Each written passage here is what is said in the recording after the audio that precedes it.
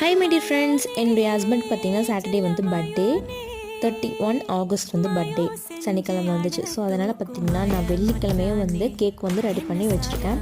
அதுவும் பார்த்திங்கன்னா எந்த விதம் இந்த மைதா அந்த எசன்ஸ் இந்த மாதிரி எதுவுமே ஆட் பண்ணாமல் நம்மக்கிட்ட இருக்க பொருளை மட்டும்தான் பயன்படுத்தி ஹெல்த்தியாக வந்து கேக் ரெசிபி செஞ்சுருக்கேன். அதேமாரி பார்த்திங்கன்னா டேஸ்ட் ரொம்பவே நல்லா இருந்துச்சு.